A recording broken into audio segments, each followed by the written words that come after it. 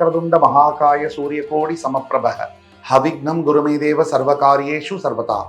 தென்னாட்டுடைய சிவனே போற்றி, என் நாட்டவர்க்கும் இறைவா போற்றி. அன்பர்களே, நண்பர்களே, இந்த புத்தம் புதிய காணொலியில் உங்கள் அத்துணை பேரையும் வரவேற்பதில் மிக்க மகிழ்ச்சி கொள்கிறேன். இன்னைக்கு நம்ம பேச போற தலைப்பு முற்றிலும் மாறுபட்ட தலைப்பு.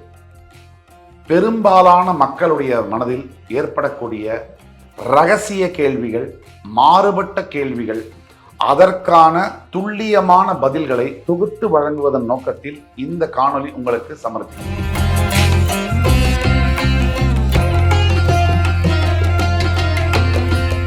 என்னுடைய ஜாதகத்துல கால சர்ப தோஷம், மாங்கல்ய தோஷம் இதெல்லாம் இருக்கா? அப்படி இருந்தா அதற்கான சரியான பரிகாரம் ஏதாவது செய்ய முடியுமா? இதுல ஒரு உதாரணத்துக்கு நம்ம சொல்றோம். தோஷங்கள் அப்படின்னு எடுத்தோம்னா ஜோதிஷ சாஸ்திரத்துல பல தோஷங்கள் இருக்கு. அதுல ரொம்ப முக்கியமான தோஷங்கள் அப்படின்னு நம்ம சொல்லக்கூடியது கால சர்ப தோஷம் மற்றும் மாங்கல்ய தோஷம். கால சர்ப தோஷம் எப்படி ஏற்படுது அப்படின்னா, லக்னத்துல முதல் புள்ளி லக்னம் 2 அப்படிங்கிற வீடு, 4, 7, 8 அப்படிங்கிற வீடு, இந்த வீடுகள்ல ராகு பகவான் இருக்கும்போது அது கால சர்ப தோஷமா நம்ம பார்க்கிறோம். இந்த மாதிரி அமைப்புகள்ல இப்போ 1, 2, 4, 7, 8 1, 2, 4, 7, 8 இந்த வீடுகள்ல ராகு இருந்துட்டாலே அது தோஷமா அப்படின்னா அது அப்படி அல்ல. அதாவது இந்த வீடுகள்ல இருக்கக்கூடிய ராகு குரு பார்வை பெற்றுவிட்டாலோ அல்லது சுபகிரக தொடர்புகள் சுக்கிரனுடைய இணைவு பெற்றுவிட்டாலோ, இந்த ராகுக்கு வீடு கொடுத்த, அதாவது ஸ்தானம் கொடுத்த கிரகம் ஆட்சி உச்சம் ஆயிட்டாலோ, வக்கர நீச்சம் ஆயிட்டாலோ, இந்த காலசர்ப தோஷம்ங்கிறது இல்லாமையே போயிடுது. தோஷ நிவர்த்தி என்பது இயற்கையிலேயே கிடைக்குது. இந்த காலசர்ப தோஷம் இந்த மாதிரி இருக்கு. அதே சமயம் மாங்கல்ய தோஷம் அப்படின்னு முற்றிலுமா நம்ம எல்லா இடத்துலையும் பார்க்கிறோம். மாங்கல்ய தோஷம் ரொம்ப விரிவாக பேசப்படுது. எல்லாரும் பயப்படுற வகையில் அந்த தோஷத்தை பார்க்கிறாங்க. இந்த மாங்கல்ய தோஷமானது பெண்களுக்கான தோஷம் அப்படின்னு நம்ம சொல்றோம். பெண்களுக்கு தான் மாங்கல்யம் அப்படின்னு சொல்றோம். இந்த மாங்கல்ய தோஷமானது முற்றிலும் எப்படின்னா, ஒரு பெண்ணுடைய ஜாதகத்துல லக்ன புள்ளி இருக்கிறதுல இருந்து சரியாக 8ஆம் இடம் என்று சொல்லக்கூடிய ஆயுள் ஸ்தானம், அந்த பெண்ணுடைய 8ஆம் இடம், அந்த இடத்துல பாவ கிரகங்கள் தொடர்பு கொள்ளும் போது அதை மாங்கல்ய தோஷம்னு நம்ம சொல்றோம். ஒரு உதாரணத்துக்கு ராகுவோ கேதுவோ செவ்வாயோ அந்த இடத்துல சனியோ ஒரு பெண்ணுடைய ஜாதகத்துல இருந்தால், சனி செவ்வாய் ராகு கேது போன்ற பாவ கிரகங்கள் ஒரு பெண்ணின் லக்னத்தில் 8ஆம் இடத்தில் சம்பந்தப்படும் பொழுது மாங்கல்ய தோஷம் சொல்றோம். இதுவும் முற்றிலும் உண்மை அல்ல. இந்த 8ஆம் இடத்தில் இந்த பாவ கிரகங்கள் இருந்தாலும் கூட அந்த 8ஆம் இடத்தோடு சுபகிரக பார்வை, குரு பார்வை, சுக்கிரனுடைய இணைவு, தனித்த புதனுடைய பார்வை, இப்படி சுபகிரகங்களுடைய தொடர்பெல்லாம் இருக்கும் பொழுதும் அந்த 8ஆம் இட ஸ்தானம் கொடுத்த கிரகம் ஆட்சி உச்ச வக்ர நீச்சம் அடையும் பொழுதும் இந்த மாங்கல்ய தோஷம் தவிடுபொடியாகிறது. ஒரு உதாரணத்துக்கு சொல்லுவோம். இப்ப மேஷ ராசியை எடுத்துப்போம். மாங்கல்ய தோஷம் அப்படின்னா சரியாக மேஷத்திலிருந்து 8ஆம் இடம் என்பது ஒரு பெண்ணுடைய ஜாதகத்துல விருச்சிகம், ஆணுடைய ஜாதகத்திலே அதான், நான் பெண்ணுடைய ஜாதகத்தை உதாரணத்துக்கு எடுத்துப்போம். இந்த விருச்சிக ராசியில சனி செவ்வாய் ராகு கேது இந்த 4 கிரகங்கள். இதுல செவ்வாய் இருக்கும் பொழுது இதுல ஒரு சின்ன ஒரு ட்விஸ்ட் ஆகுது. இதுதான் ஜோதிடத்துடைய அற்புதம், ரகசிய நுணுக்கங்கள். இந்த காலசர்ப தோஷம் என்ன, மாங்கல்ய தோஷம்னா என்ன அப்படிங்கறது நம்ம முழுசா தெரிஞ்சுக்கிறதுக்காக இதெல்லாம் சொல்றோம். இந்த செவ்வாய் மேஷத்துக்கு அதிபதிங்கிறதுனால அவர் 8ல் ஆட்சியாகும் போது அந்த தோஷம் தவிடுபொடியாகிறது. அதே சமயம் சனி ராகு கேது மேஷத்திற்கு 8ஆம் இடம் விருச்சிகத்தில் இருக்கும்போது இந்த தோஷம் சுபகிரக பார்வை அல்லாது, சுக்கிரன் இணைவு இல்லாது, புதனுடைய சம சப்தம பார்வை இல்லாத போது இது ஏற்படுகிறது. இந்த மாதிரி தோஷம் இருக்கான்னு எப்படி தெரிஞ்சுக்கணுங்கிறத பத்தி சொன்னோம். மேஷத்துல இருந்து நம்ம சொன்னோம் 8ஆம் இடத்துல இந்த ஒரு பெண்ணுடைய ஜாதகத்துல சனி ராகு கேது போன்ற கிரகங்கள். காலசர்ப தோஷம்னா என்னன்னு சொன்னோம். இப்ப மேஷம் இருக்கு, மேஷத்திலேயே ராகுவோ அல்லது ரிஷபத்துல ராகுவோ, 4ஆம் இடத்துல கடகத்துல ராகுவோ அல்லது விருச்சிகத்துல ராகுவோ, துலாத்துல ராகுவோ, மேஷம் ரிஷபம் கடகம் விருச்சிகம் துலாம் இந்த இடங்கள்ல ராகு பகவான் இருந்தால் அது காலசர்ப தோஷம். அதோடைய விதி விலக்குகள் நம்ம சொன்னோம். குரு பார்வை இருந்துட்டால், சுக்கிர இணைவு இருந்துட்டால், இந்த இடங்களுடைய அதிபதிகள் ஆட்சி உச்ச வக்ர நீச்சமானால் அது காலசர்வ தோஷம் அல்ல. இப்ப தோஷம் இருக்கிறதாவே நினைச்சுப்போம். காலசர்வ தோஷம் இருக்கு, மாங்கல்ய தோஷம் இருக்கு. இதுக்கு எப்படி பரிகாரம் செய்வது? பெரும்பாலான மக்கள் திணறி போய் இருக்கக்கூடிய இந்த நிலையில இதற்கான சரியான பரிகாரம் என்ன அப்படிங்கிறத பத்தி நம்ம பார்ப்போம். பரிகாரம் அப்படின்னு நம்ம உள்ள போனாலே மிகப்பெரிய அளவுல பொருள் செலவழிக்க வேண்டும், மிகப்பெரிய அளவுல மிகப்பெரிய ஒரு கிராண்டா பண்ணணும் கல்யாணம் மாதிரி அப்படிங்கிற அவசியமே இல்லை. பரிகாரத்துல முதல் படியாக ரொம்ப தேவைப்படக்கூடியது பக்தி. அதே சமயத்துல செல்வந்தகர்களாக இருக்கக்கூடியவர்கள், அந்த பணத்தை செலவழிக்கக்கூடிய அந்த தகுதி இருக்கு, எனக்கு என்னால முடியும், சக்தி இருக்கு அப்படிங்கிறவர்கள் இதை ஒரு உதாரணமா எடுத்துக்கிட்டு நான் எதுக்கு பணம் செலவழிக்கணும், எளிமையா பரிகாரம் பண்றேன் அப்படின்னும் செய்யக்கூடாது. நாம இப்ப சொல்லக்கூடிய பரிகாரம் முதல்ல எளிமையானவர்களுக்கு தனியா பரிகாரம், நல்ல செல்வந்தர்களுக்கு சில பரிகாரங்களை நம்ம சொல்றோம். இது பிரிச்சு பார்க்கறதுக்காக சொல்லல, உண்மையே சொல்றோம். இந்த எளிமையாக பண கஷ்டத்தில் இருக்கக்கூடிய அன்பர்களுக்கான பரிகாரம் என்னன்னா, முதல் படி பக்தி. ரெண்டு பேருக்குமே யாராக இருந்தாலும் பக்தி முதல் படி. அதே மாதிரி முற்றிலுமாக சரணடையக்கூடிய ஒரு மனநிலை.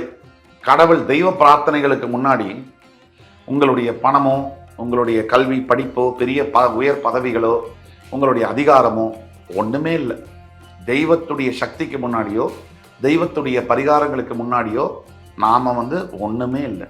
நாம ஒரு சராசரி மனிதர்கள். ஒரு மண்ணில் இருக்கக்கூடிய ஒரு சின்ன ஒரு பிடி மண் அளவுக்கு கூட இல்லை நம்ம, அதுக்கும் கம்மியானவர்கள் தான் நம்ம. அந்த தெய்வத்துடைய பிரவாகம், அவருடைய சக்தி அது நம்மளுடைய கற்பனைக்கு அப்பாற்பட்டது. அப்போ தெய்வ பரிகாரங்களை முதல்ல பக்தி வேணும்னு சொன்னோம்.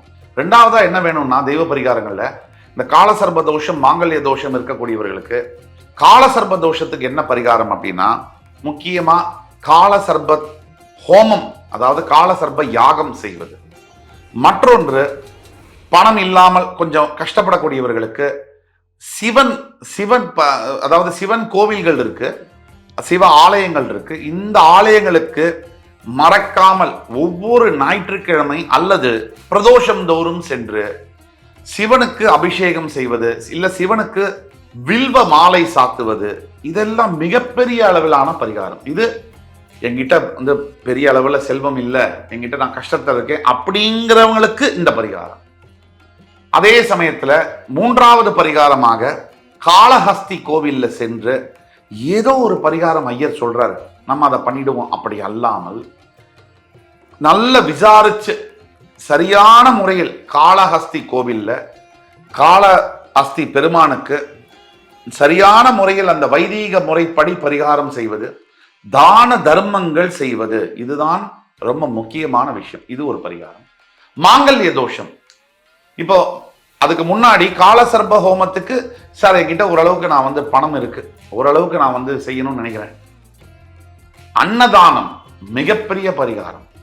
ஏழை எளிய மக்களுக்கு நீங்கள் செய்யக்கூடிய அன்னதானம். திருமணம் ஆகாமல் இருக்கக்கூடிய ஏழை பெண்களுக்கு திருமணம் குறைந்த செலவில் செய்து வைப்பது. கல்விக்காக கஷ்டப்படக்கூடிய ஏழை மாணவர்களுக்கு அவர்களுக்கான கல்விக்கான உதவிகளை செய்வது. காலசர்ப யாகத்தை ராமேஸ்வரம் போன்ற ஸ்தலங்கள்ல விமரிசையா ப்ராப்பரா செய்யக்கூடியது. இதெல்லாம் ஓரளவுக்கு எனக்கு middle class, upper middle class நான் செய்ய முடியும்னா இதை செய்யணும். முடியாத பட்சத்துக்கு யதா சௌகரியம் அப்படின்னு சம்ஸ்கிருதத்துல ஒரு வார்த்தை இருக்கு, சான்ஸ்கிரிட்ல இருக்கக்கூடிய வேர்டு, உன்னோட சக்திக்கேற்ப நீ செய்யுன்னு சொல்றாங்க. அதைதான் நம்ம செய்யணும். ரெண்டாவது, பொதுமக்கள்கிட்ட இருக்கக்கூடிய பரவலா இருக்கக்கூடிய ஒரு அபிப்பிராயம், ஜோதிட சாஸ்திரம் பரிகாரம், ஒரு தவறான அபிப்பிராயம் பொதுமக்கள்கிட்ட நிறைய பேர்கிட்ட இருக்கக்கூடிய காரணம் என்னன்னா, தவறான பரப்புதல், தவறான வழிமுறைகளை சொல்றது, இதெல்லாம் பழகி போய் தான் மக்களுக்கும் அதுல ஓரளவுக்கு ஒரு விதமான ஹெசிடேஷன், ஒரு வேண்டாம் அப்படிங்கிற மாதிரியான அமைப்புகள் இருக்கு. இந்த பரிகாரங்கள் அப்படின்னு எடுத்தீங்கனாலே, அந்த தெய்வ பிரார்த்தனைகள், ஜோதிஷம், இதெல்லாம் எப்படின்னா, நாம இந்த ஜோதிஷ சாஸ்திரத்தை, தெய்வ கலையை ரொம்ப மரியாதை கொடுத்து நம்ம செய்யணும். அப்படி நம்மளுடைய மனசுல நம்ம ரொம்ப கமிட்டடா, டெடிகேட்டடா நம்ம செய்யும் போது அந்த எதிர்மறையான பலன்கள்லாம் இல்லாம முழு 100% பலன்களும் நமக்கு கிடைக்கும். இது ஆபீஸ்ல வேலை செய்யறோம், ஒரு இடத்துல நமக்கு வாய்ப்பு கிடைக்குது, ஒழுங்கா வேலை செஞ்சா நமக்கு ப்ரமோஷன், இன்சென்டிவ் எல்லாம் கிடைக்கும். எல்லா இடத்துலையுமே நம்ம செய்யக்கூடிய எந்த வேலையா இருந்தாலும் ஒழுங்கா செய்யணும். இதெல்லாம் ஒரு பக்கம்.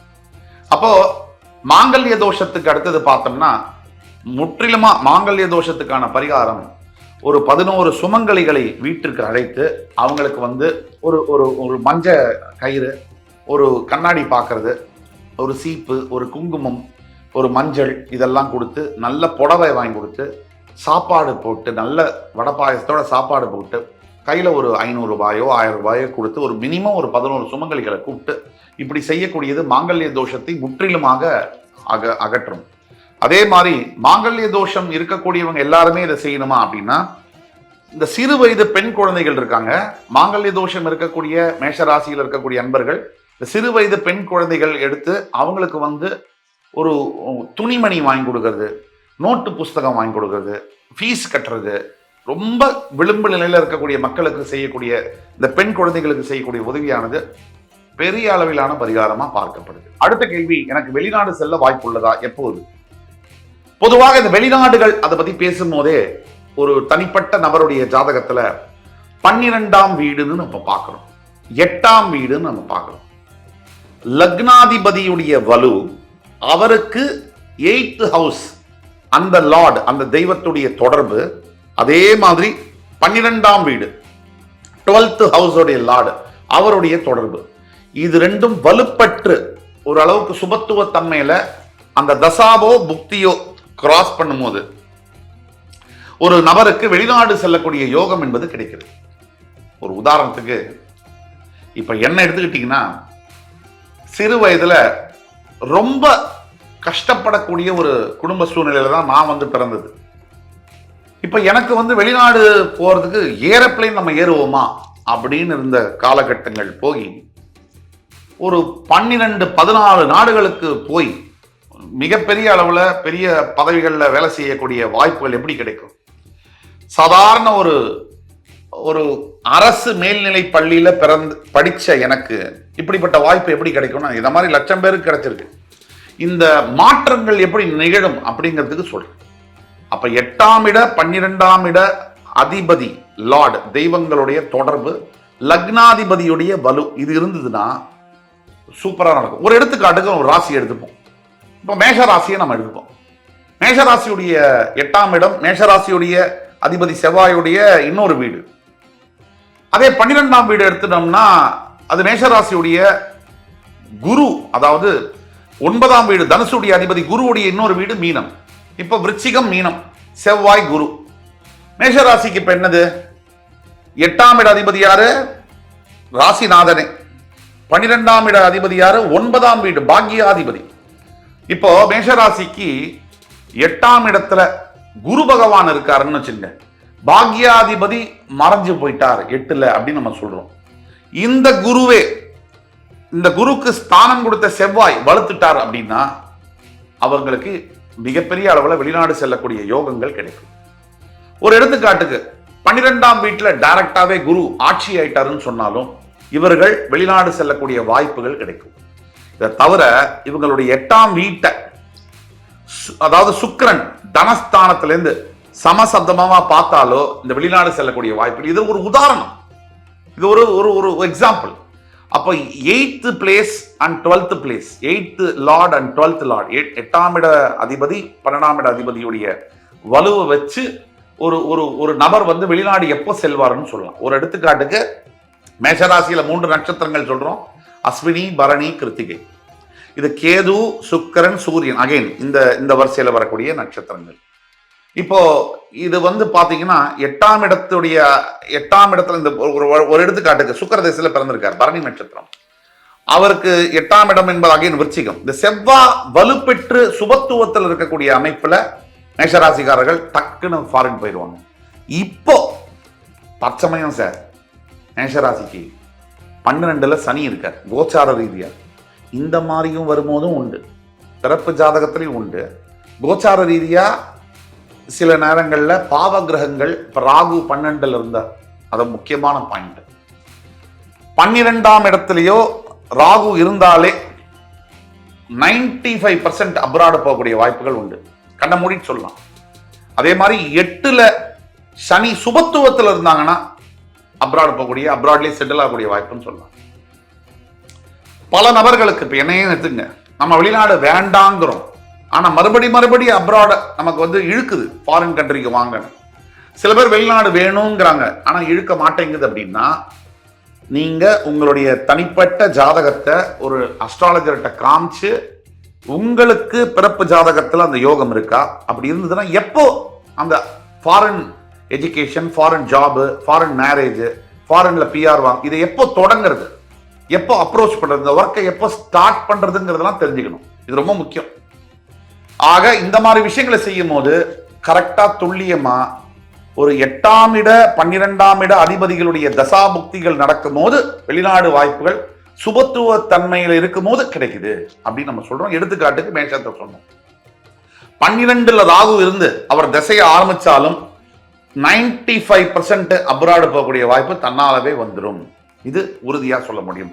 இப்ப மேஷராசிக்கு 12ல சனி இருக்கிறதுனால தற்சமயம் மேஷராசி என்பவர்களுக்கு வெளிநாடு செல்லக்கூடிய வாய்ப்புகள் அதிகமாக இருக்கு, 100% இருக்கு அப்படின்னு நம்ம சொல்லலாம். இன்னைக்கு இந்த வீடியோல பல கேள்விகளை கேட்டோம். இந்த மேஷம் மற்றும் சிம்ம ராசிகளுக்கு அந்த ஒரு சில சந்தர்ப்பங்கள் எப்படி இருக்கும் உதாரணத்துக்கு பார்த்தோம். இது உதாரணமே. மற்ற ராசிகளுக்கு இது சம்பந்தப்பட்ட கேள்விகள் இருக்கு அப்படின்னா நீங்க வாட்ஸ்அப்ல எங்களை தொடர்பு கொண்டு பேசும்போது உங்களுக்கான பிறப்பு ஜாதகத்தை பார்த்து துல்லியமான பலன்களை சொல்ல முடியும். இந்த எபிசோடு உங்களுக்கு ரொம்ப பிடிச்சிருக்கும்னு நம்புறோம். அடுத்து வரக்கூடிய வீடியோஸ்ல இன்னும் சிறப்பான கேள்விகளுடன் மறுபடியும் உங்கள் எல்லோரையும் சந்திக்கும் வரை உங்களிடமிருந்து விடைபெறுவது உங்கள் சுபாஷ் பாலகிருஷ்ணன். நன்றி, வணக்கம், வாழ்க வளமுடன்.